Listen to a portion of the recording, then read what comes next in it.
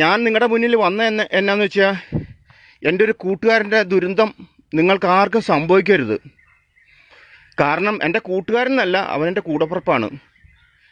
നമ്മളീ മക്കൾക്ക് വേണ്ടിയാണല്ലോ ഈ അപ്പന്മാർ ചില അപ്പന്മാർ കഷ്ടപ്പെടണത്. കാരണം മക്കൾ നമ്മുടെ ചോരയാണല്ലോ.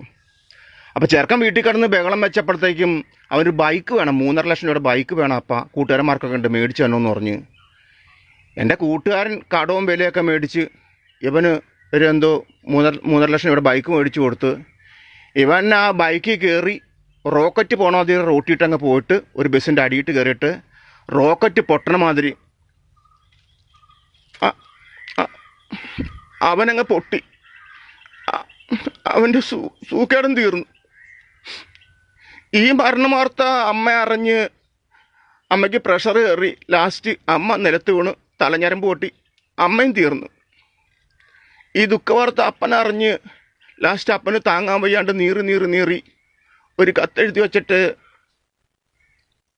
അവൻ ആത്മഹത്യ ചെയ്ത് കത്തിലെന്താ എഴുതി വെച്ചതെന്ന് അറിയാമോ? അവൻ കാരണമാണ് അവൻ്റെ മോൻ മരിക്കാൻ കാര്യമൊന്നും. ശരിയല്ലേ? നമ്മൾ മക്കളെ പട്ടിണി എന്താണെന്നോ ദുരിതം എന്താണെന്നോ പ്രയാസങ്ങൾ എന്താണെന്നൊന്നും നമ്മൾ അറിയിക്കുന്നില്ല. അതാണ് തെറ്റ്. മറിച്ച് 2 ദിവസമെങ്കിലും ഈ മക്കളെ പട്ടിണിക്കിട്ടിട്ട് വിശപ്പിൻ്റെ വിളി എന്താണെന്ന് അവർ അറിഞ്ഞായിരുന്നെങ്കിൽ ഇങ്ങനെ സംഭവിക്കില്ല. നമ്മളെ അവർ ഓർത്താനെ. നമ്മൾ ഈ കുടുംബം നോക്കണ അപ്പന്മാരൊക്കെ കാണപ്പെട്ട ദൈവമാണ്. അമ്മ മക്കളെ പഠിപ്പിക്കണമെന്നേ.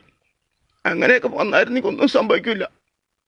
നമ്മൾ ഈ കല്യാണമൊക്കെ കഴിച്ച് കുടുംബം നോക്കാൻ വേണ്ടി നമ്മുടെ സന്തോഷങ്ങളൊക്കെ നമ്മൾ മാറ്റിവെച്ച് നമ്മുടെ ദുഃഖങ്ങളൊക്കെ നമ്മൾ മറച്ചു വെച്ച് ഇവർക്ക് വണ്ടിക്കാളതിനെ കൂട്ട് പണിയെടുത്ത് കൊടുക്കണേ. നമ്മളിങ്ങനെ തെറ്റാന്നേ, നമ്മളിങ്ങനെ തെറ്റാ. കരച്ചിലും മണ്ണുണ്ട്, തെറ്റാ. എൻ്റെ ബാല്യകാലം എന്നൊക്കെ പറഞ്ഞ ഈ കല്ലും മുള്ളും നിറഞ്ഞതായിരുന്നു. അന്ന് നാഴി കഞ്ഞിവെള്ളം കുടിക്കാനൊക്കെ ഞങ്ങൾ ആഗ്രഹിച്ചിട്ടുണ്ട്, കൊതിച്ചിട്ടുണ്ട്. അന്ന് ഞങ്ങൾ വിശപ്പ് അടക്കണ എന്നാന്ന് വെച്ച് കഴിഞ്ഞാൽ ചക്ക, മാങ്ങ, കപ്പ, ആഞ്ഞിലിപ്പഴം, കൊട്ടങ്ങാപ്പഴമൊക്കെ വയറ് നിറച്ച് നിന്ന് വെള്ളവും കുടിച്ചാണ് വിശപ്പ് മാറ്റണത്. അന്ന് ഞങ്ങളുടെ പെരേ കോലപ്പരയാട്ടോ.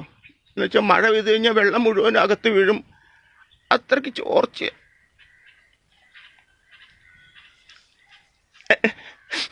അത്രയ്ക്ക് ചോർച്ചയാ. നിങ്ങൾക്ക് അതറിയില്ല. പല രാത്രികളിലും മഴ ഞങ്ങൾ ഉറക്കിയിട്ടില്ല. ഞങ്ങളുടെ ദുരിതങ്ങളും ദുഃഖങ്ങളൊന്നും നിങ്ങൾക്ക് വരണ്ടാന്ന് വിചാരിച്ചാണ് ഞങ്ങൾ നിങ്ങൾക്ക് വേണ്ടി കഷ്ടപ്പെട്ടത്. പക്ഷെ നിങ്ങളറിയില്ലല്ലോ, നിങ്ങളൊന്നും അറിയണില്ല. നിങ്ങൾ നിങ്ങളുടെ സുഖങ്ങൾ മാത്രമേ അറിയുള്ളൂ. ഈ അപ്പന്മാരുടെ വേദനയെ നിങ്ങൾ മനസ്സിലാക്കണം കേട്ടോ. നിങ്ങൾ മനസ്സിലാക്കണം. അതെനിക്ക് പറയാനുള്ളത്.